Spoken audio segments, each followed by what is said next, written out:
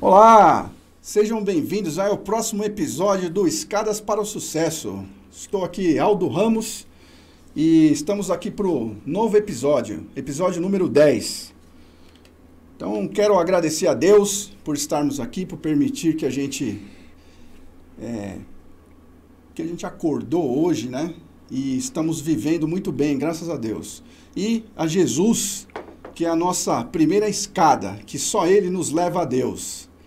Então vamos lá, hoje aqui com bastante emoção, com bastante alegria e felicidade de estar reencontrando um grande amigo, parceiro aqui, que vai trazer muita experiência, que tem uma escada muito cheia de degraus de altas aventuras. Meu amigo Dato de Oliveira. Vou passar aqui um breve currículo dele. Dato de Oliveira é um piloto de helicóptero brasileiro com uma carreira de mais de 35 anos na aviação. Além de sua atuação como piloto, Dato também é escritor, ator e palestrante. Ele publicou um livro autobiográfico, Voar é a Segunda Melhor Coisa do Mundo, no qual compartilha suas experiências e histórias vividas durante sua trajetória profissional. No cinema, Dato participou do filme Vips, em 2010, estrelado por Wagner Moura, interpretando o personagem Chicão. Ele também fez uma aspiração no filme Marighella, 2019, dirigido por Wagner Moura.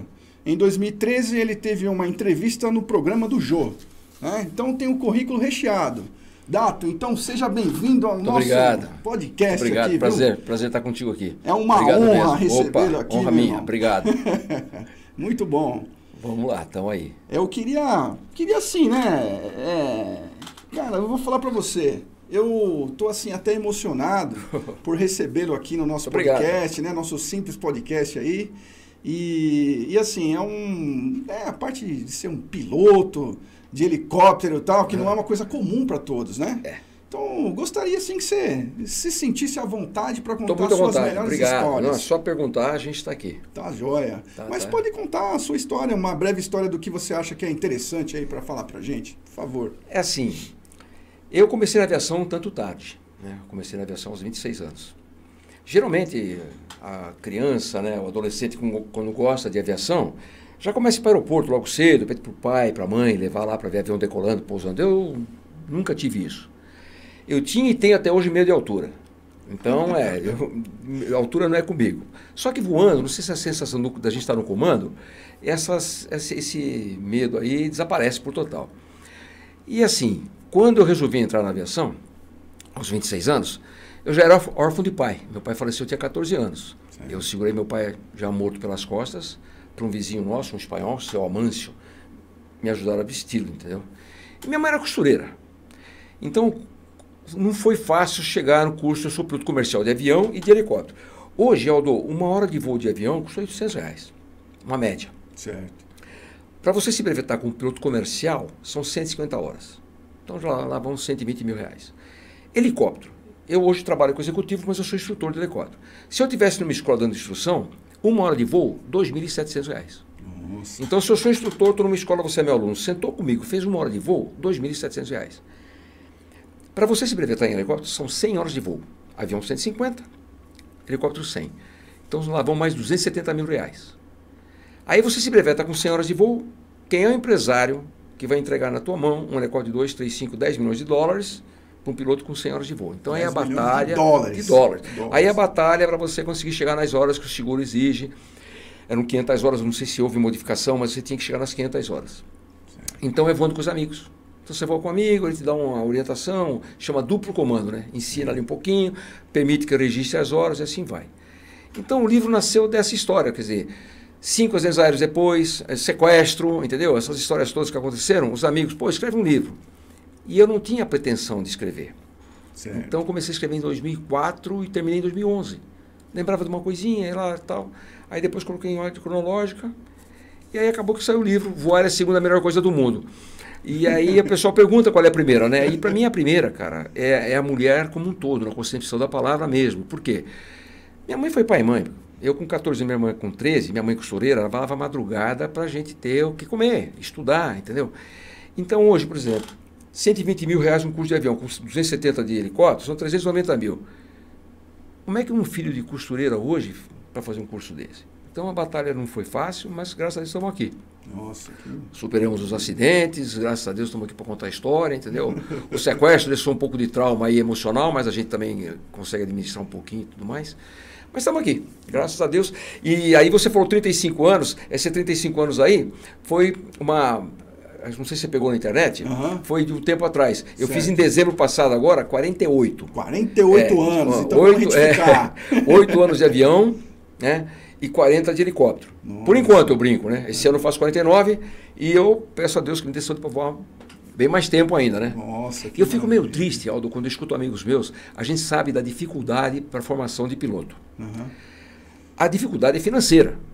Uma vez uma amiga minha chamada Paula, ela tem uma escola de aviação chamada SP Aviação, ela falou assim, se eu fazia uma palestra no auditório da Infraero, no Campo de Marte, tem um tempo já, e o tema era a dificuldade da formação de piloto. E naquele tempo a hora de voo custava R$1.000. Então, um curso de 100 horas, R$100.000. Quando eu cheguei lá para fazer a palestra, cheio de gente lá e tal, a primeira coisa que eu brinquei com o pessoal, né, bati um papo com eles, falei assim, escuta, você chega com um cheque de R$100.000 na escola e pum, tá pago o curso. Mas você tem que acordar às 3 da manhã, pegar 2 ônibus, um metrô, teu almoço é uma coxinha e um guaraná. Tem dificuldade nisso, com um curso de 100 mil pago? Não tem. Então, o que restringe hoje o sonho de se tornar piloto, principalmente de helicóptero, é o fator financeiro, entendeu? Porque você vai ver matérias que você não viu no colégio, navegação, regulamentos, meteorologia e tudo mais, mas estuda. É só estudar, vai lá e faz a prova e passa. O que dificulta realmente são as horas de voo, o custo. Eu tinha alunos meus, quando eu estava estudando no Campo de Marte, em 84, 85, e o cara sumia às vezes uns 2 meses. Aí ele aparecia e falou, ô bicho, sumiu, cara. E estava juntando dinheiro para fazer 1 hora de voo. Então aquele que podia fazer 2, 3 horas a semana, se brevetava antes. E aquele que fazia 1 hora cada mês, né, ou 2, demorava um pouco mais. Mas acabava conseguindo, né? É persistir, né? Não insistir.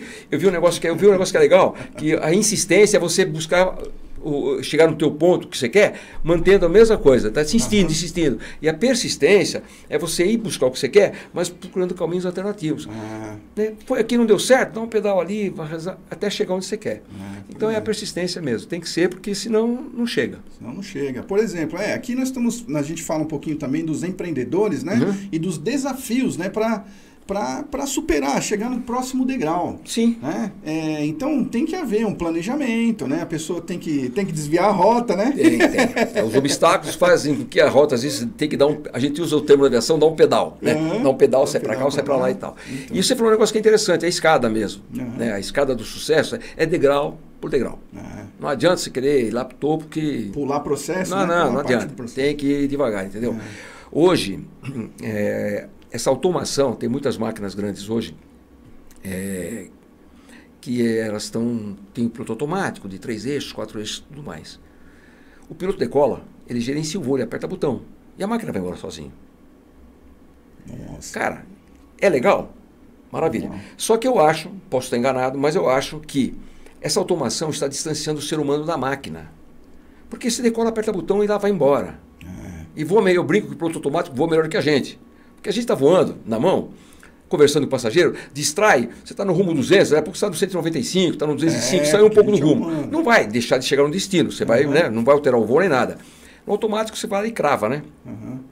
Só que eu penso assim, cara, deu uma pane, deu um tilt, alguma coisa que precise assumir a máquina na mão e conduzir o voo, aí esse pessoal vai ter dificuldade, porque o feeling, né, aquela sensibilidade piloto e máquina, está se distanciando. Então eu falo para meus amigos, fez quando faz um voo na mão, cara. Entendeu? Sente a máquina e tal. Esse helicóptero que eu trabalho é um Airbus, é um B4, é para 7 pessoas, tem piloto automático. Cara, eu uso muito pouco. É muito raro eu usar. Às vezes eu uso para tirar uma onda só. Eu gosto de voar na mão. Coisa dos velhinhos. Do velhinho nada. É de quem realmente tem um conhecimento, né? Porque... É para sentir o voo, né? Você está sentindo o voo ali, né? Senão você não está apertando o botão, você está gerenciando e tal. Então eu falo para essa rapaziada nova aí, irmão, não vai só no botão não. De vez em quando vai na mão para não perder essa sensibilidade. Não, e outra coisa, né? Eu vi aqui umas histórias aí, por exemplo, do comandante Rolim, e uma das frases que eu ouvi ele falando assim, até um filme lá e tal, aquela época o pessoal voava era olhando para baixo, né? Que não tinha instrumentação. É, eu voava com o mapa quatro rodas na perna, entendeu? Comecei a voar em 76, imagina, não se imaginava GPS, mas nada, entendeu? Então você tinha que traçar a tua rota no mapa, somar a declinação magnética, pegar algumas frequências de broadcast, que são rádios da estação AM, nem existia FM na época, né? Mas os rádios são, os ADFs, eles buscam o sinal de antenas AM, né? Então, você tem que pegar lá, a cidadezinha tal, tinha a radiodifusora, a radioeducadora, então você tem que pegar a frequência, sintonizar. Só que às vezes o sinal era tão fraco que quando o ponteiro dava sinal de vida, você já estava vendo a cidade praticamente, né? Em 91 eu fui buscar um negócio dos Estados Unidos, cara, eu não falo inglês até hoje, né? Em vez de aprender e tal, enfim. E eu fiz Texas, Miami. Em Miami eu vim pelo Caribe até chegar na América do Sul e depois entrar pela Guiana, Guiana Inglesa, Suriname, Cayena, Guiana Francesa, depois entrei no Brasil. Sem falar inglês e sem GPS. Meu Deus! Eu não falo isso hoje e nunca mais. Porque você se acomoda. No meu tempo de colégio, acho que no teu também, a professora falava assim, quanto é que é 1280 vezes 45? Você fechava os olhos, pensava e já dava conta. Exatamente. Hoje a pessoa pergunta, quanto é que é 35? Você vai no celular. Aí é 15. Você se acomode. O GPS fez isso. Verdade. Ninguém decola mais hoje. Eu não sei se pegasse um piloto recém-brevetado, der uma régua, um transferidor e um mapa a 4 rodas e fala assim, vai até Foz do Iguaçu, depois passa por Curitiba e volta para São Paulo. A gente não sabe se realmente faz, porque facilitou muito o GPS, entendeu? Com certeza. Então, essas coisas que eu falo. Voar na mão, não ficar atrelado só no piloto automático, entendeu? Às vezes, desliga o GPS. Eu vou no Maranhão, eu ia para a fazenda do cara que eu trabalhava, ele tinha 18 fazendas. Eu ia para várias fazendas, eu pegava e desligava o GPS. Eu ia na referência. Entendeu? Então isso aí é bom para você ir treinando, né? Exatamente. Porque a gente percebe hoje em todas as áreas. Na minha área, por exemplo, engenharia lá, às vezes pega uma pessoa, tem que estar desenvolvendo, né, alguma atividade assim de um traçado geométrico, alguma coisa, e aí você percebe que o pessoal está meio sem base. Mas não tiveram a escola que tu teve, que não existia essa facilidade, né? Hoje no computador, você vai lá, facilita para um desenho, tá? Exatamente. Enfim, mas coisas do progresso. Com certeza. Aí tem inteligência artificial que ainda está ainda mais, né? Porque hoje todo mundo acha que vai colocar lá um robozinho que vai substituir o ser humano. Mas eu falo isso no meu livro, cara. Não adianta. Existe simulador de voo que ajuda, facilita a vida e tal, isso, aquilo, entendeu? Mas não é um programa de computador que vai deixar você voando, entendeu? Não é porque você voa bem no simulador que você vai sentar no helicóptero e vai voar igual. E o contrário também funciona. Eu tenho uma escola de aviação aqui em São Paulo chamada Vertical. Certo. E o comandante Constante, que é o proprietário, é muito amigo meu, vem fazer aqui as horas de voo de simulador. Eu fui lá. Primeira decolagem, eu morri na decolagem, porque é tão sensível o negócio de simulador, entendeu? Então, assim, por mais experiência, 48 anos de aviação, 40 de helicóptero, quando eu sentei no simulador, eu morri na decolagem. E se o cara só quer voar no computador, se for para real, achando que sabe, vai morrer na decolagem. É aquela mesma história, né? Você quer ser operado por um cara que está acompanhando ali no videogame ali e tudo mais, né? Que aprendeu ali, ou você quer operado por um cara que tem uma experiência? Escola, exatamente. É por aí. Tá de brincadeira. Né? Desse jeito. Aí você falou que você tem medo de altura, Dato, mas... Cara, eu tenho medo de altura. O apartamento que eu moro lá, eu só vou na janela porque tem rede. Né? Eu voei o helicóptero que atendia o Globocop, que atendia a Rede Globo aí, eu voei quase 3 anos. Certo. E a gente fazia muita reportagem, muito voo pairado, né? Parava e ficava um tempão naquele voo pairado e tal. E isso não me incomoda, entendeu? Mas quando eu passava assim, via aqueles caras pendurando em janela, limpando o vidro, eu sentia um revertério aqui em mim, cara. O cara estava pendurado no prédio e eu não me incomoda. Entendeu? Então, quando eu vou em algum apartamento de algum amigo que tem a varanda, não tem a rede, eu não encosto o peito no parapeito. A não ser que o parapeito venha aqui, aí eu até me encaro. Mas se aquele que vem aqui na barriga, eu não chego perto. Realmente me incomoda a altura. Não, eu estou perguntando, falando isso aí para você, porque assim, eu também tenho pavor de altura. Pavor mesmo. E o que acontece, né? Quando eu chego assim, exatamente o que você falou, chego assim na beirada do prédio, assim, tal, encosto a mão primeiro para depois olhar para baixo. E o pessoal não acredita, porque a gente, né, pendurado no helicóptero e tal, voando avião, voando helicóptero e tal, mas eu não sei se é segurança pela sensação de estar no comando, né? Se bem, eu não sei se é muito isso não, porque eu já voei com amigos meus também, como passageiro ali do lado e tal, e não me incomoda, sabe? Eu não sei o que é que acontece, que voando eu estou tranquilo, mas assim, sabe, sentar no muro, sabe? Senta no muro que eu vou fazer uma foto tua, senta tu e eu faço a foto aqui, entendeu? Tem essa mureta, entendeu? Eu brinco que eu não subo nem pé de alface, porque... Então, muito bom, muito bom. Mas me fala uma coisa assim, rapaz. A gente vê, né, vários episódios que aconteceram, você falou de acidentes, né? E isso daí que faz você crescer mais, né? Infelizmente, né, a gente, essas experiências aí, né? Mas eu imagino que você tá lá, rapaz, eu não faço nem ideia do que pra gente pegar, tá lá no alto, teve algum episódio, parece que foi sequestrado, né? E foi um negócio, né? Eu nem imagino como o sequestro como teria que ser a sua condição psicológica, por exemplo. Eu sou um ariano, né? Nascido em 12 de abril, tá chegando aí. Opa! E o que acontece, assim, eu já é motivo de nascença, né? Enfim. E aí eu tive 5 acidentes aéreos, né? Os 3 helicópteros que eu tive eu posei, graças a Deus não machucou ninguém. Os 2 de avião que eu estava voando com os amigos, um eu bati a cabeça e o joelho e outro que fraturei 2 vértebras no voo de planador, lá em Bebedouro, interior de São Paulo. E os 2 acidentes foram no mesmo ano. Um foi no dia 16 de julho, aniversário da minha filha mais velha, a Thaísa, né? Que eu tenho a Thaísa, a Taína e a Fabiane, são meu trio lá, minhas 3 princesas lá. Certo. Todas casadas em Santos com seus maridos, com seus filhos lá, enfim. E era aniversário dela, dia 16 de julho. Olha, eu faço dia 15 de julho. É mesmo? Que legal. E aí ela pegou e eu falei assim, olha, eu vou fazer esse voo, mas eu volto pra gente sair para jantar, né? Pegar as meninas para sair para jantar. E aí um cara me convidou para voar de planador lá. Na verdade eu fui até de Bebedouro, eu fui a Barretos, abastecer o helicóptero. Certo.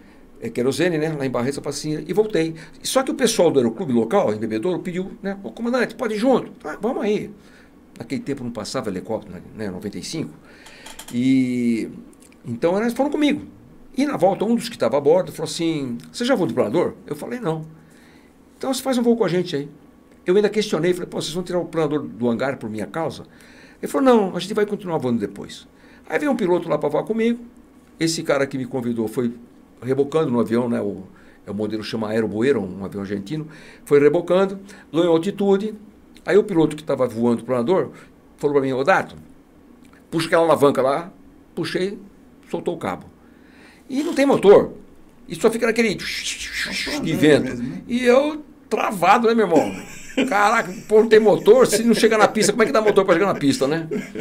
Nossa. E na hora de ir pro pouso, o piloto falou assim para mim, ô Dato, vou te mostrar um negócio. E a pista lá em Bebedouro, os hangares aqui, eu não lembro essa cabeceira, era um vale.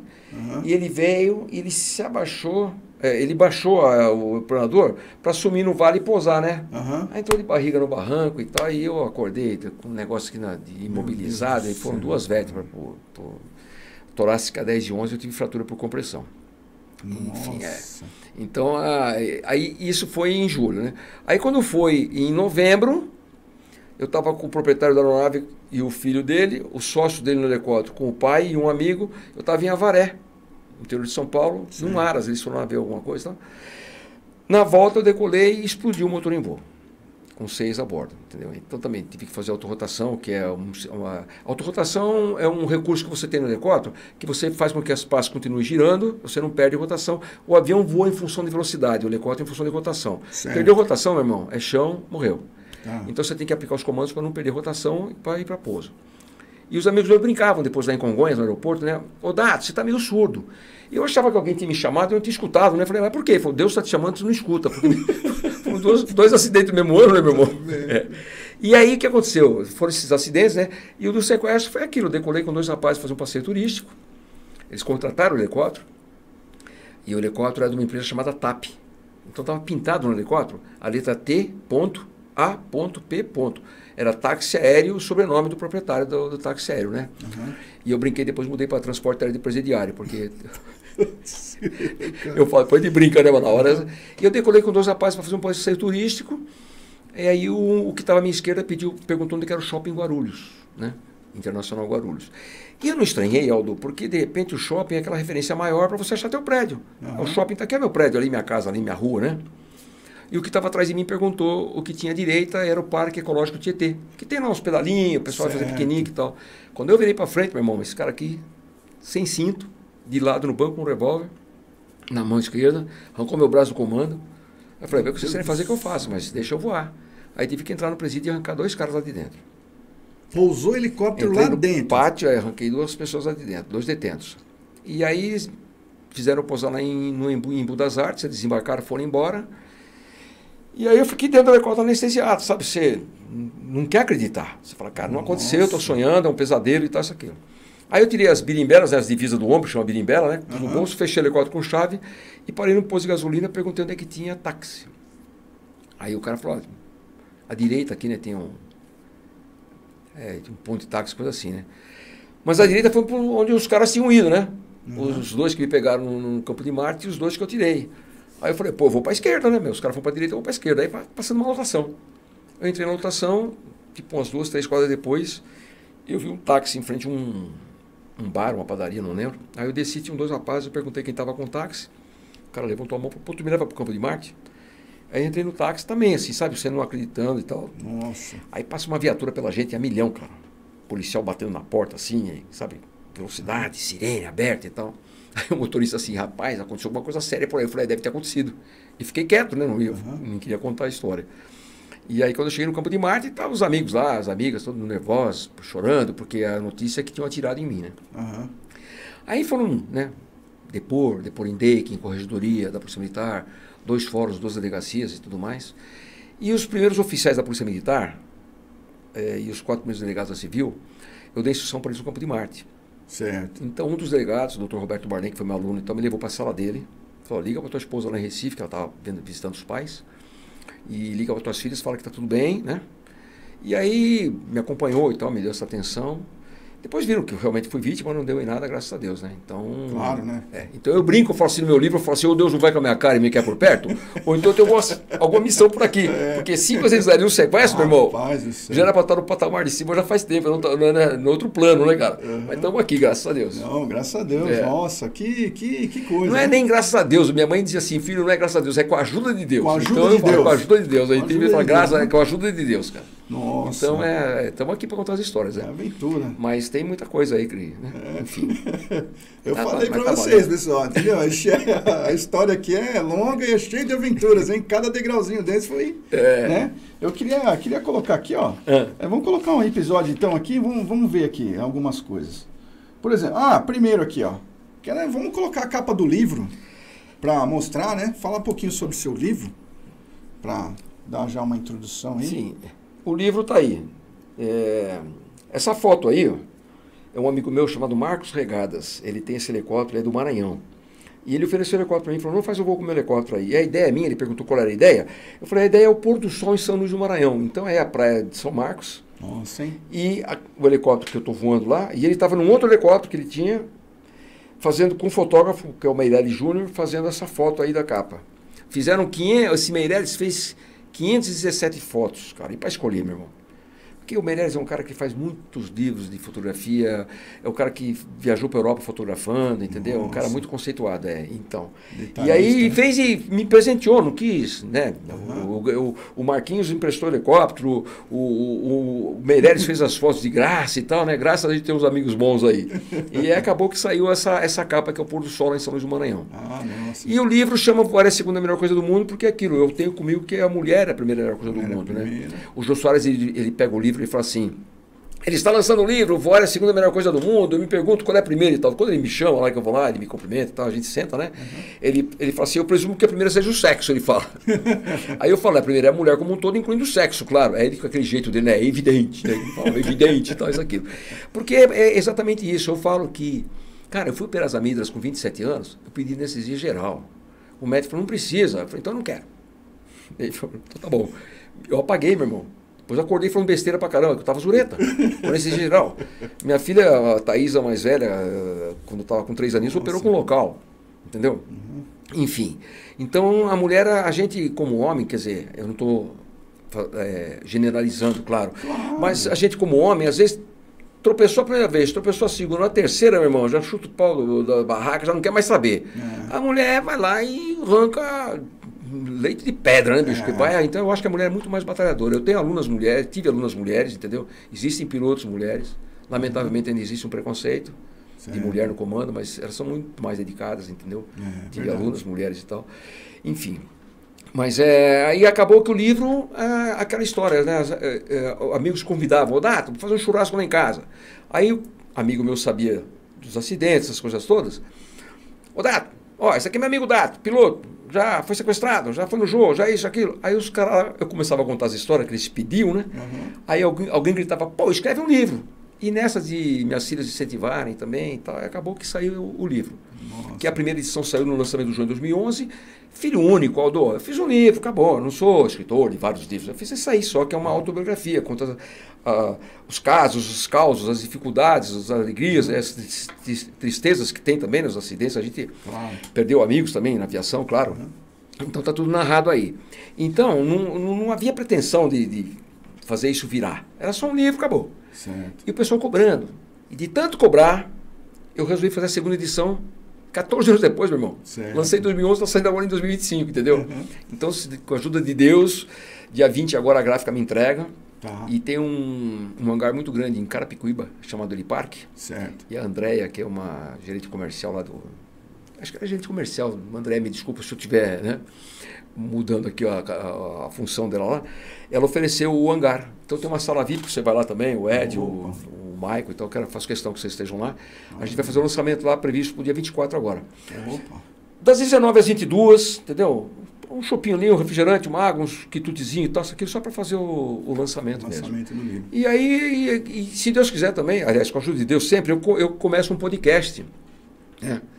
E não sei porquê, em vez de chamar os amigos de bicho, eu coloquei um T no meio, virou bicho. Então, há tantos anos... Então, eu chego nos hangares, os amigos meus, bicho, entendeu? Fala bicho, E eu ia registrar um podcast, Fala Bicho. Mas aí eu vi que tem Fala Vida, Fala do Mundo, Fala Isso, tem muito Fala. Então, eu registrei o EAE, né? Com um circunflexo. EAE, vírgula, bicho, exclamação. Então, EAE, bicho com Dato de Oliveira. Não tem negócio de comandante. Minhas redes sociais... Dato de Oliveira no Instagram, Dato de Oliveira no Facebook. Certo. Não tem negócio de comandante. É tudo Dato e acabou, entendeu? E aí... Saiu o podcast, eu registrei também a logomarca, que é um helicópterozinho com o meu nome, entendeu? Certo. Porque as pessoas ficam assim, Dato, onde é que eu compro os produtos? Não tenho produto, meu irmão. Então, é um amigo quer uma camiseta, eu mando fazer compro uma Hering Polo, dou de presente. Se é uma amiga, eu compro uma Baby Look, gravo, mando pra dou de presente. Então, agora eu vou virar piloto estilista. Não, muito legal, tem muita gente fazendo. Então, vamos dar tiro para tudo quanto é canto aí.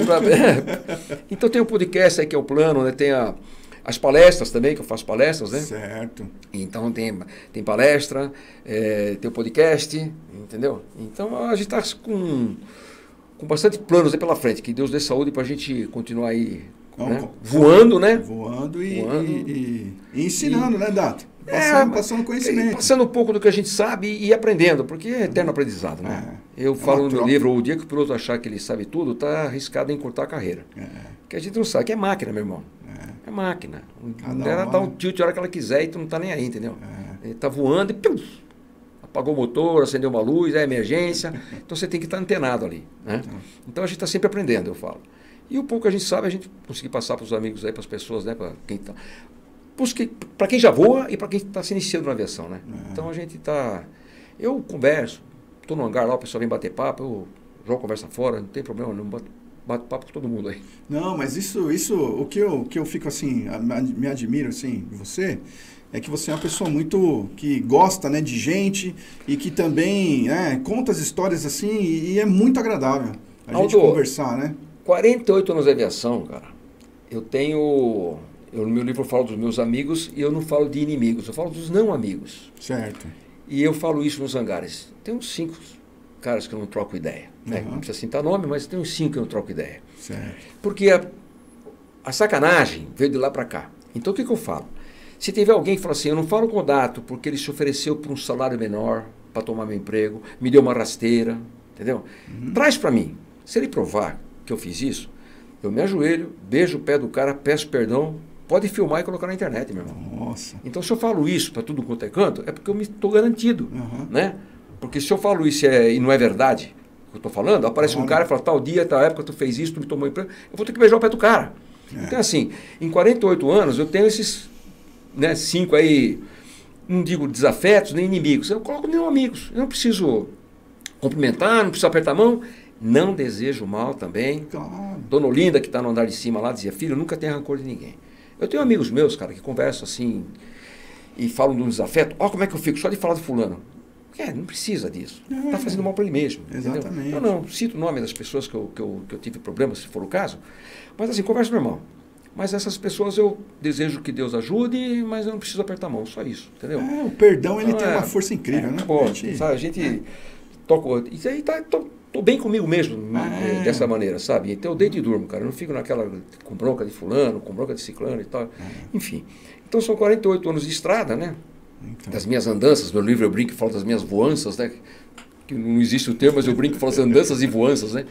Então é assim, se a gente puder ajudar, a gente ajuda, se não puder também não atrapalha. Né? Não prometo nada que eu não possa cumprir. Porque às vezes tem aluno aí que, piloto novo, aliás, querendo alguma colocação, alguma, né, querer voar e tal, e aí um outro comandante, você vai voar comigo e tal, e nunca dá certo, nunca dá certo. Aquela pessoa está iludida, está esperando, naquela esperança. Então, a empresa que eu trabalho, eu vou muito com a diretoria. Mas o dia que eu vou levar o helicóptero para manutenção, que eu vou sozinho, já levei vários amigos. Entendeu? Deixo eles ir voando. Não importa se tem uma experiência grande ou pequena. Vai no meu lugar. Senta num comando ali, porque tem duplo comando, né? Então qualquer coisa eu estou ali do lado e tal, acabou.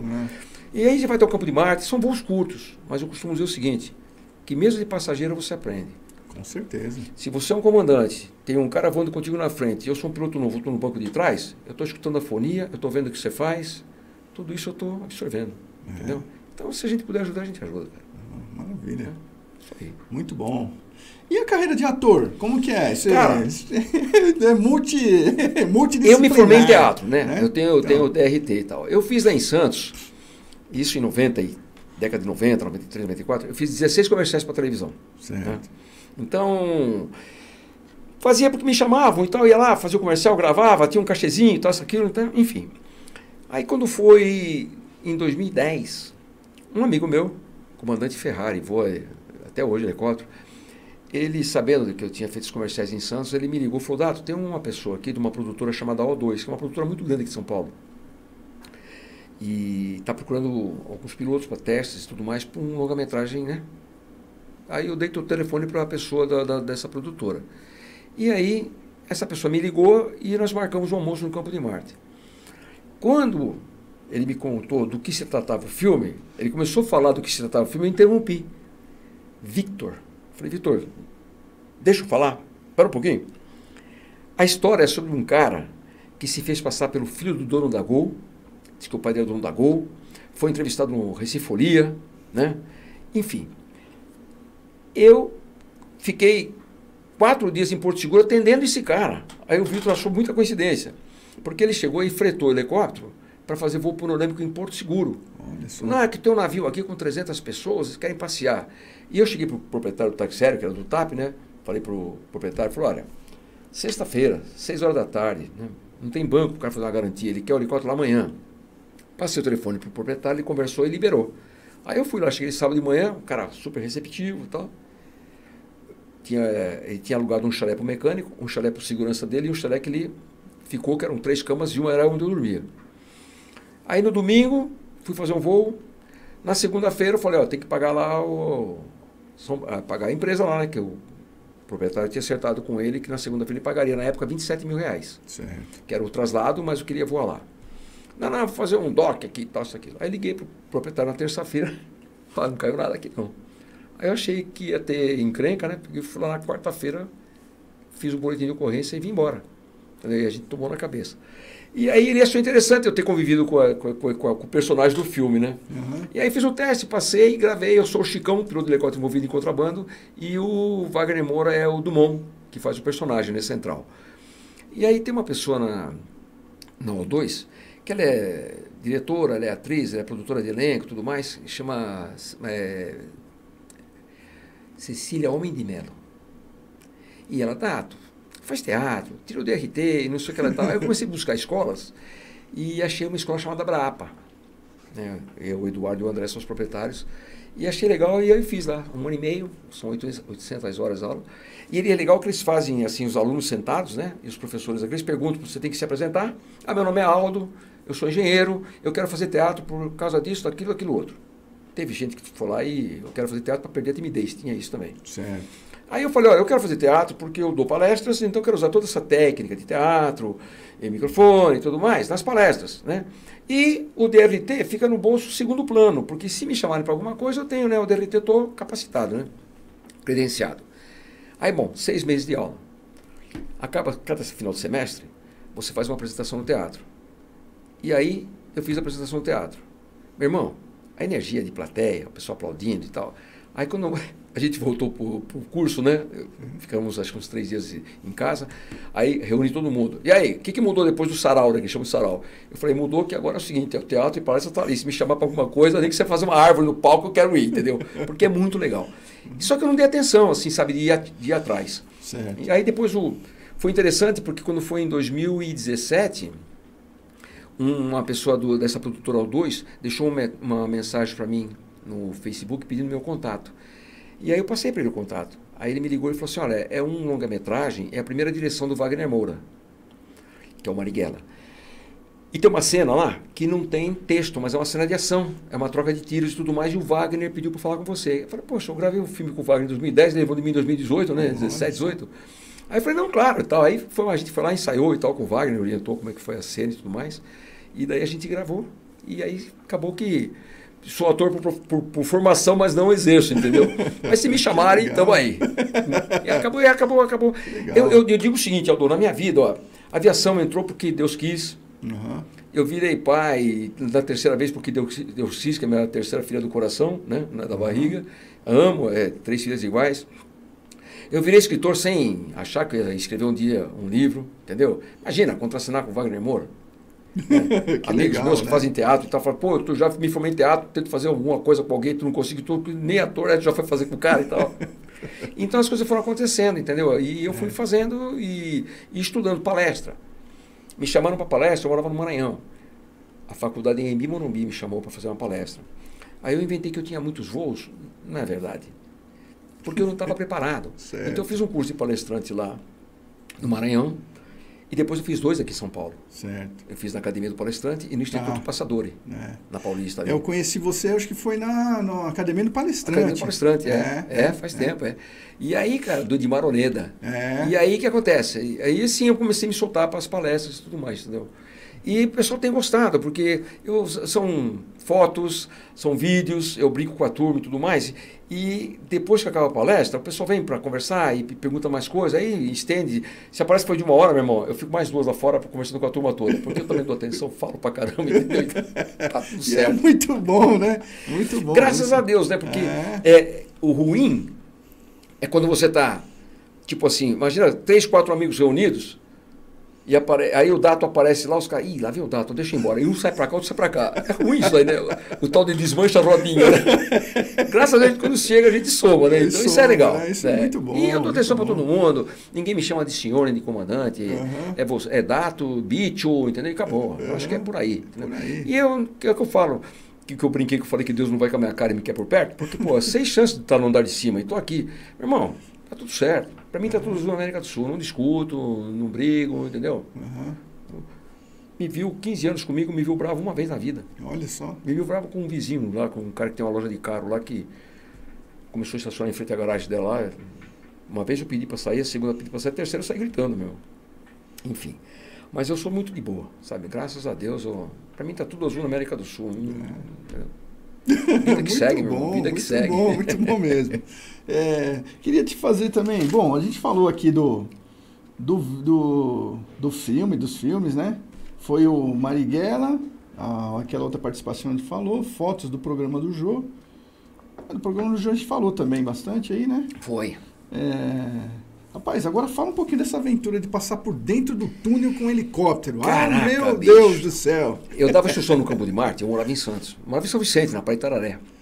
E aí, eu dando instrução, eu ia para São Paulo e voltava. Então eu passava na Imigrantes. Naquele tempo não existia a pista Sul, né? Que é a outra pista que foi inaugurada em dezembro de 2002. Certo. Né? 2002 parece, 2002. Então só tinha pista norte. Então o que acontecia? Às sextas-feiras, às 15 horas, aquela chamava Operação Descida, invertia um monte de direção. Certo. Em vez de Santos, São Paulo, que era imigrantes, era São Paulo, Santos, por causa dos turistas e tal, né, que passavam o final de semana. Certo. E aí eu me dei uma ideia, falei, pô, vou passar com esse helicóptero dentro do túnel. Só que o helicóptero de instrução é um helicóptero pequenininho, para 2 pessoas. Um ex-aluno meu comprou um helicóptero maior, a turbina, um Bell Jet Ranger, e me convidou para voar para ele, eu fui voar.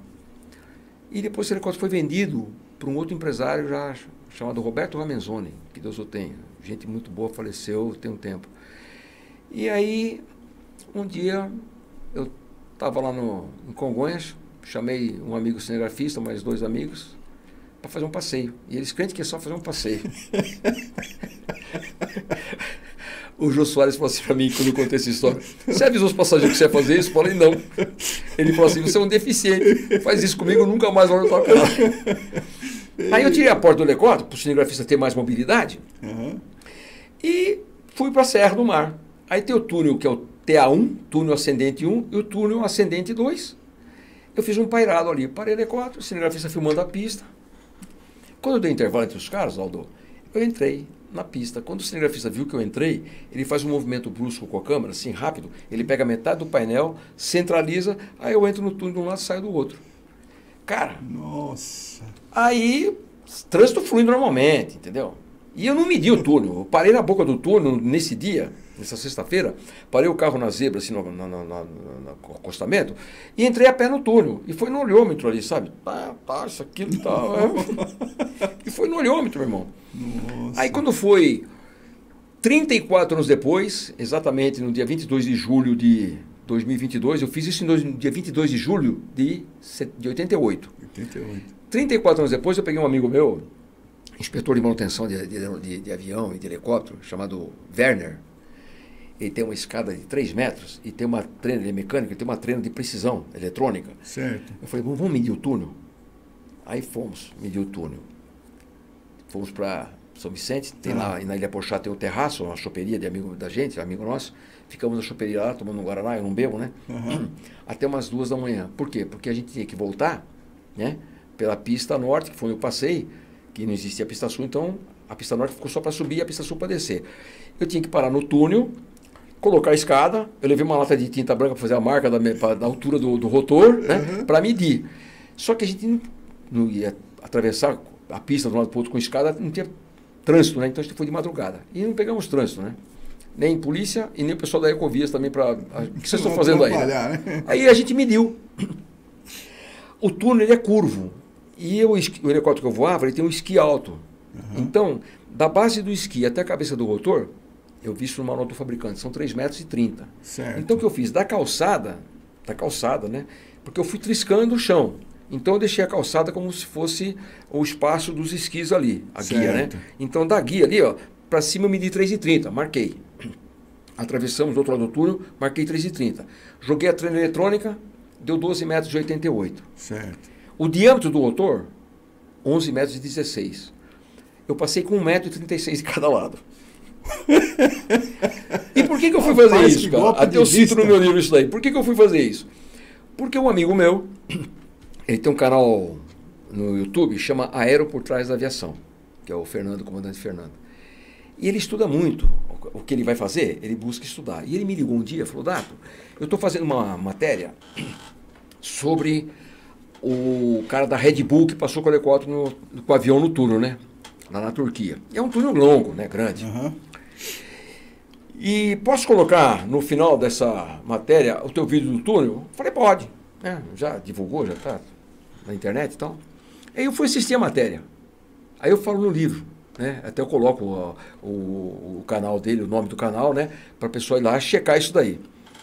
Red Bull, né, meu irmão? Então tem patrocínio de Red Bull e tal. O cara passar no túnel, ele estava com uma equipe de 40 pessoas. Olha só. Que eu tô tentando entender para que tanta gente, cara. Ele passou por neuro, não sei das quantas, para ver cognitivo, nem sei que porra é essa aí, entendeu? Cognitivo, para ver se as reações que ele podia ter. Meu irmão, ele tinha uma faixa branca, não estou desmerecendo, cara, foi uma aventura legal. Ele tinha uma faixa branca que era só ele mirar o nariz naquela faixa e fechar os olhos. Eu brinco e falo assim, que até o Steve Wonder fazia essa porra aí. Nossa, meu. Nossa. E aí o que acontece? Ele tinha sensor na ponta das asas. Ele fez treinamentos em simuladores. Da ponta da asa, na parede do túnel, de cada lado eram 4 metros. Ah, nossa, bem... A altura do voo dele foi de 60 centímetros a 1,70 m. Quer dizer, o avião dele, que ele voou, era um avião acrobático, a envergadura de ponta a ponta da asa, 8 metros. 8. O helicóptero, 11 e 16. Sabe, então eu falei, caraca, meu, equipe, e 40 pessoas, e né, faixa branca, e sensor em ponta de asa. Ah, mini estações meteorológicas ao longo do túnel, para ver se não tinha nenhum vento que ia soprar o cara. Meu irmão, até é ruim de falar, mas é umas nutelagens, bicho. Pô, meu irmão, sabe? Então eu voei agrícola, avião agrícola, né? Uhum. Um piloto agrícola faz isso, porque o túnel era muito largo. Um piloto agrícola vai lá e faz isso. Mas a Red Bull né, faz o estardalhaço, e tal, Red Bull e tudo mais, né? Aí um amigo meu tem um restaurante chamado o Vila Dom Pato, muito legal ali em São Roque. Então tem os 2 irmãos ali, que é o Túlio e o Tiago, que são os proprietários. E o Tiago, ele é piloto. Ele pegou o vídeo meu, mandou para a Red Bull. Sério? Alguns amigos mandaram para a Red Bull. Mas os caras ficaram quietos, né, meu? Porque, pô, o brasileiro lá foi lá e trocou helicóptero, né, com o trânsito fluindo normalmente. Uhum. Esse da Turquia, interditaram o trânsito, o túnel também. Então eu falo no meu livro, não é desmerecer. No filme do Roberto Carlos, em 68, também teve um helicóptero que passou no túnel do Pasmado, no Rio de Janeiro. Tem 20 metros de largura o túnel, o helicóptero era um Hilux 300 para 2 pessoas e tal, isso, aquilo. Até falo pro Jojo, não é desmerecendo, não. Aí ele falou, você está desmerecendo. Eu falei, não é, que nem você fala, não é aquele desmerecer e já desmerecendo, né? Uhum. Porque muita coisa, muito estardalhaço, entendeu? Então, interdita trânsito, né? Sensor em ponta de asa, e aí no meu caso eu parei na boca do túnel, entrei a pé, olhei, fui lá, 2 horas depois, tchuf, vou embora. E depois fiquei apavorado, né, meu irmão? Sabe que nem criança que faz coisa errada, depois toma medo de bronca? Eu falei, cara, lascou. Aí quando foi, isso foi em 88, quando foi em 2006, tem um amigo meu, querido também, o Ferreira, comandante, o Dato, eu coloquei, era VHS, coloquei em DVD. Me empresta o DVD aí, que meus amigos apostavam e ganhavam caixa de Brahma. O amigo meu passou no túnel, é mentira, é verdade. Pega o DVD, o VHS, ia lá, porra, meu, pagava. Eu brincava, eu não bebo, me dá 10% em Guaraná, pelo menos, dessas apostas e tal. E aí já estava em DVD, e ele queria colocar no notebook dele para mostrar para as pessoas. Eu falei, Feira, não libera para ninguém. Aí ele foi para BH, aí um cara da polícia de BH, o bombeiro que voa lá e tal, foi lá e colocou no YouTube. Olha. E colocou o helicóptero em túnel. Aí colocou seu piloto e colocou meu e-mail. Aí chego eu um dia no Campo de Marte, o comandante amigo meu falou assim, tu viu o vídeo do teu túnel no YouTube? Meu irmão, tremeu tudo, tremeu o bigode, tremeu tudo. Falei, caraca, agora eu vou preso, perdi o brevet. Mas não dei nada não, graças a Deus, foi em 88, né? Uhum. Eu só tive uma multazinha que eu tive que pagar, porque o Jô Soares, em 2011, colocou essa matéria no ar do túnel, né? E isso foi em novembro. Em dezembro eu peguei 15 dias e eu morava no Maranhão, vim visitar minha família. Quando eu voltei do Maranhão, pro Maranhão, eu desci do avião da Gol e por dentro do aeroporto já montei no helicóptero e fui para Parnaíba, no Piauí, e depois no dia seguinte, Fortaleza, para a oficina fazer a revisão do helicóptero que a gente precisava fazer. Era uma revisão de 2 anos, né, de calendário. E eu fiquei 19 dias lá. Então eu fiquei 34 dias fora de casa. Quando eu retornei, tinha umas correspondências embaixo da minha porta. Uma delas era a ANAC me pedindo 5 dias para explicar a matéria, que é o vídeo, que tal. E eu expliquei para eles que eu estava de férias, né? Coloquei o número do voo da Gol, o prefixo do helicóptero que eu estava voando na época, o telefone da sala AIS em aeroporto, onde você faz plano de voo. Isso foi em janeiro de 2012, já, né? Tipo, 2 meses depois. Aí não falaram nada, aí tudo certo. Aí quando foi em 2021, cara, 9 anos depois, chegou uma bronca para mim lá, tive que pagar 3.400 de multa, porque eu não respondi em tempo hábil. Ô, louco. 9 anos depois veio a multa. Mas até que saiu barato, deixa pra lá, entendeu? Então, tá liberado. Então, esse vídeo do túnel aí também, uma vez um cara falou assim pra mim, o Pelé se consagrou com o gol número 1000, e você com o túnel. Eu falei, então, bom. Foi. Tá bom, tá valendo. Gol de placa. Maravilha. Tá valendo, é. Maravilha. Ô, Dato, você tem alguma mensagem assim que você gostaria de falar? Uma mensagem sua, assim, pessoal? Porque, assim, o nosso objetivo aqui, né, realmente, com todas essas experiências que você conta, a gente aprende muita coisa, né? Como superar e tal, como que é o seu estado hoje. Então, o objetivo aqui do Escadas para o Sucesso é assim, deixar a sua mensagem, o seu jargão aí, a sua identidade aí, né? Para o nosso público aí. A gente perdeu um amigo chamado Claudio Finati, piloto, consagrado, muito conceituado. Ele, quando teve aquele incêndio do Andraus, ele tirou muita gente lá do Andraus, isso foi no dia 24 de fevereiro, acho que de 74. Tanto é que 24 de fevereiro, todo ano agora, já tem um tempo, é comemorado o dia do piloto de helicóptero, por conta disso. Certo. E quando eu voava avião em Londrina, quando eu fui para São Vicente lá, porque na época existia uma escola de aviação de pilotagem de helicóptero, no Aeroclube de Praia Grande também tinha de helicóptero. O avô das minhas filhas, né, meu ex-sogro já falecido, ele pegou e ligou para esse Claudio Finati, que eles eram amigos, e o Claudio Finati foi até o apartamento e a gente conversando. E ele me falou uma coisa depois de um bate-papo. Ele falou, Dato, a aviação de helicóptero é uma aviação mais restrita. Éramos até um tempo atrás, Aldo, a menor classe profissional do Brasil. Não sei se ainda hoje, porque aumentou bastante no helicóptero e tal. Mas éramos a menor classe profissional na época. E aí ele falou assim para mim, no final da conversa, falou, Dato, a aviação de helicóptero é uma aviação mais restrita, né? É mais difícil, mas se é o que você quer fazer, então faça. É isso que eu falo hoje para as pessoas que me abordam. Ô Dato, eu queria fazer o curso, como é que não é? Eu exponho e falo, bicho, é o que tu quer fazer, então faz. Uns conseguem com mais facilidade, outros com menos facilidade e tudo mais, mas tem que ir atrás. E não é só na aviação. Tu é engenheiro, o cara quer fazer engenharia. E a faculdade, quanto custa, como é que é? Mas é o que ele quer. Entendeu? Então é isso. Então o que eu digo para essa rapaziada nova e tal, que está tentando ingressar na aviação e tudo mais, é o que você quer fazer? Então faça. Então eu faço das palavras do Claudio Finati, né, que Deus o tenha, eu faço as minhas. Nossa, então porque eu não tenho o que fazer. Sabe? Aquele negócio lá, persiga os seus sonhos, né? Nunca desista dos seus sonhos. São jargões que... né? É isso mesmo. Você tem um sonho, né? Vai atrás. Siga. Não insista, persista, né? Aquilo que eu falei, insistir, você está indo naquela trajetória do ponto A para o ponto B, mantendo aquela trajetória, está insistindo, dando murro em ponta de faca, malhando em ferro frio. A persistência, você dá um pedal aqui, sai para cá, busca ali e tal, até chegar onde você quer. Então é assim, quer o que você quer fazer? Então faça.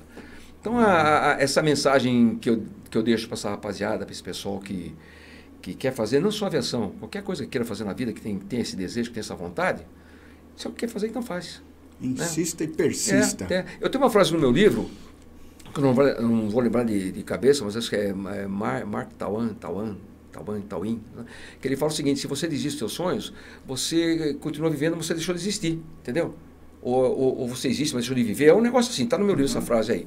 E é uma verdade, entendeu? Então, às vezes, a pessoa faz uma coisa, ele quer fazer quer seguir uma profissão. Busque alternativas. Meu primeiro exame médico de aviação foi em agosto de 73, para helicóptero. Olha só. Eu tinha 1 ano. Meu irmão, você tinha 1 ano, eu estava lá fazendo exame de aviação. E aí, aqui, eu chegava nas empresas em São Paulo, tentava chegar no presidente. Chegava 10 caras abaixo dele, imagina. Eu lá, moleque. Moleque não, né? 26 anos. Não, menos, 23. E aí eu tentava uma coisa que é impossível. Hoje a gente sabe que é impossível. Imagina você, um empresário que tem o teu helicóptero. Eu chego para você e falo, doutor Aldo, deixa eu pagar meu custo, depois eu vou para o senhor e desconta meu salário. Como eu vou te contratar com 100 horinhas de voo, com pouca experiência? É uma máquina, além da máquina custar caro, é família tua, é a gente também, entendeu? Vida, né? Então eu tentei o quê? Em vez de ficar ali nessa de insistir atrás de patrocínio, eu fui uma persistência, eu mudei o rumo. O que eu fiz? Fiz avião primeiro. Que avião o custo era mais em conta. Fiz só um PP, piloto privado. Piloto privado, grosso modo, comparando, uma carteira de motorista amador. Você não pode pegar uma Jamanta, um caminhão, uma Scania com carteira amador. Tem que ter profissional classe tal. Certo. Então, minha mãe conseguiu um empréstimo na Caixa Econômica Federal para eu fazer o PPzinho, né, o piloto privado. Então, eu fui fazer em Londrina. Que um cunhado meu, casado com minha irmã por pai de pai, era muito conceituado lá, faleceu, nome de rua em Londrina, Moacir Valim. Ele falou, vem para cá que eu te apresento a pessoa da aviação. Aí eu conheci a turma da aviação lá, os antigão, e quando eu estava com 8 horas de voo, o Moacir faleceu. Mas ele já tinha apresentado uma turma ali. Então, o que acontece? Eu, brevetado, eu sentava no aeroporto às 7 da manhã. Aí um piloto antigo lá, eu tô indo pra fazenda tal, eu 1h30 de voo pra ir, mas pra voltar de ônibus vai dar umas 4. Eu ia. E no meio do caminho, o pessoal conhece o Paraná que nem a palma da mão, né? Tá vendo aquela pista ali? Pousa. Aí eu, dava cada quicada com o avião, né? Pro moleque novo aí, piloto novo. Então, o que acontece? O avião, para mim, foi foi foi o meu degrau, foi a minha escada para chegar no helicóptero. Entendeu? Então, tá vendo? Como tem muito cara que é piloto de helicóptero hoje, que fez mecânica primeiro. Então, ele foi trabalhar como mecânico de helicóptero, já entrou nesse universo da aviação de asas rotativas, que são os helicópteros, e depois de lá conseguiu chegar a se brevetar. Então você tem pessoas que abastecem helicóptero, que estão lá fazendo as horinhas de voo e tudo mais, mas estão no meio já, ali conhecem vários pilotos e tal, para depois voar com um pouquinho, voar com outro e tal. Então é persistir. E se é o que quer fazer, então faz. Acabou. É isso, entendeu? Não tem outra escapatória. Né? Vai atrás, persiste e uma hora a coisa chega. Tá vendo aí, pessoal? Olha aí, ó, a lição do empreendedor, Dato de Oliveira, tá vendo? Aí, muito bom mesmo. Você tem que saber chegar onde você quer. E eu falo aqui na contracapa do meu livro, que eu falo o seguinte, que esses cursos que eu fiz de aviação agrícola, de pulverização, né? Curso de avião e o agrícola também, instrutor de voo, e aí eu coloquei aqui, esses cursos foram os degraus para poder concretizar o tão almejado curso de piloto de helicóptero, e que aconteceu somente após 10 anos do meu primeiro e marcante voo. Então tá aqui, perseverar é a palavra-chave. Olha só, e aí o pessoal pensa, né, gente, assim, ó, com alguns valores nossos aqui do Escadas para o Sucesso, um deles é esse, né? Falar a verdade. Não existe você subir 3 degraus de uma vez. Né? Se você quiser, você pode cair e se machucar. Sim. Cuidado. Depois, você permitiu, eu queria fazer só os agradecimentos aqui do meu livro. Não, por favor, posso vamos fazer? lá. Hora de jabá. Hora de jabá. O prefácio do meu livro foi de um jornalista e aviador, voa bem ele, que é o William Vac. Né? Ele prefaciou meu livro. Maravilha. E aí, ó, os patrocínios aqui, ó. A Elisul Taxério, que é lá de Curitiba, né? Elisul? Elisul. Quando eu comecei a voar para Elisul, em 84, que tem foto aqui no livro, tá eu, o proprietário, que é o Eloy Bies, ele e o irmão Celso, né? Eles tinham 4 helicópteros a pistão. Hoje eles têm acho que 70 e poucos helicópteros a turbina. Nossa. Atende IBAMA, atende Polícia Federal, atende governo de estado, cresceram muito. Olha que maravilha. Eu tenho um baita orgulho de ter feito parte de pessoa profissional dessa turma no começo lá. Então tem a Elisul Aviação, a Terra Mais. A Terra Mais é a empresa onde eu trabalho. Certo. Que é o Beto, o Michel e tal, e o Daniel. Tem a 7.600, é a agência de comunicação, que estruturou para mim a captação de recursos. Mavimai, que é uma corretora de seguros, que é da minha filha de Santos, em Santos. Certo. A Mavi, que é negócios imobiliários, que é do marido dela, em Santos também. Aí a Aviadores, que é uma empresa que vende aeronaves, né? A Agromaratá é uma empresa do Maranhão. Que eu comecei a trabalhar para ele lá, foi de 2010 a 2014, para o pessoal do Maranhão, que são fazendeiros e tudo mais. A CHB, que é empreendimentos e participações, a Recave Inox, Elimart, que é uma empresa de táxi aéreo, Interrisk Service, seguro, e o Hangar Quebec. E, se alguém tiver interessado em palestras, eu tenho, meus números de telefone são fáceis, né? Eu consegui o número para palestra, que é o número que eu deixei para o podcast, que é 97778-DATO. Só que o DATO, se você for no celular no alfanumérico, é 3286, porque o D é o 3, né? O A é o 2, enfim. Então, para palestras, é o 97778-3286. E as redes sociais, Dato de Oliveira, tanto o Instagram como, né? E livros também, se tiver interesse nos livros, também é 977-3286, 977-78-3286. Certo. E a minha assessoria, quem me dá uma força, Daiane. Perfeito. Que é a patroa, que faz os vídeos para mim e tudo mais, que cuida dessa parte do livro aí e tal. Certo. E a Emanuela Renault, que ela tem a Renault. Ela tem a consultoria aeronáutica, que está junto com a gente nesse negócio de palestras e, sabe... Brasil afora, meu irmão. Onde chamar, a gente vai contar os casos da gente. Nossa. E é legal que tem slide não, tem fotos, tem vídeos, né? Certo. Eu conto do acidente da Record, que lamentavelmente eu voava da Globo e o helicóptero da Record caiu no jockey, eu que posei para desligar a bateria, tirei o cinegrafista lá de dentro, que sangrava muito e tal, Alexandre Borracha, e o comandante faleceu no impacto, Rafael, Rafinha, que Deus o tenha, enfim. Então tá tudo no livro. Certo. Então essas histórias aí que a gente falou hoje aqui bastante, e mais uma porção de coisa, está tudo aqui no livro. Voar é a segunda melhor coisa do mundo. Qual é a câmera? Qual é a câmera? É aqui, ó. É aquela ali? Na sua frente, isso. Então aqui, ó, pronto aqui. Voar é a segunda melhor coisa do mundo. Então aqui estão as histórias aqui nesses 48 anos de aviação, por enquanto. Dia 12 de abril, 76 também de idade. Por Olha enquanto. Só, que maravilha. Eu falo que eu não estou na terceira idade, estou na segunda juventude. Muito bom, Gato. Olha, muito bom receber você aqui. E eu que agradeço a atenção. É uma honra pra gente muito aqui, obrigado, viu? De verdade. E assim, a sua energia, a sua alegria, felicidade. Trouxe até sua esposa aqui. Sim, minha assessora. Para a sua assessora, né? É a Daiane. A Daiane. É. Olha, eu estou muito feliz muito obrigado. grato por você ter vindo aqui. Cara, de verdade. E eu espero que a gente tenha vários outros episódios. Sim, viu? dia 24, lá na L-Park, vai ter o lançamento do livro, né? Eu conto com você, com o Ed, com o Maicon e tudo mais. Certo. E assim que meu podcast iniciar também, vamos ver um tempo que você tenha, para você falar da tua engenharia, dessas escadas tuas aí, entendeu? Que a gente trabalha, a gente está num ramo, né? Graças a Deus, a gente está num ramo de atividade que é bacana, né? Que é legal, né? A aviação é legal, e os empresários fortes, né? Então os caras, de repente, o cara está construindo, quer fazer uma escada diferente, aquelas que tu faz aí invocada, então aí você vai lá contar as histórias também. Maravilha. Então a gente combina uma hora aí, deixa as coisas devagarinho, né? O livro sai agora, tem o lançamento, certo. Aí depois a gente já tem um estúdio, chama Gramofone, o estúdio onde eu vou gravar, do Alexandre, amigo meu, certo. De muitos anos e tudo mais. Então, aí a gente vai se falando. Maravilha. Tá bom? E eu agradeço demais estar aqui com você, foi muito legal. Muito bom mesmo. Obrigado pela atenção aí. Eu que agradeço. Valeu. Então, gente, estamos aqui no finalzinho do nosso episódio número 10, Escadas para o Sucesso. Então, até a próxima e muito obrigado pela atenção de vocês, viu? Um grande abraço, fiquem com Deus.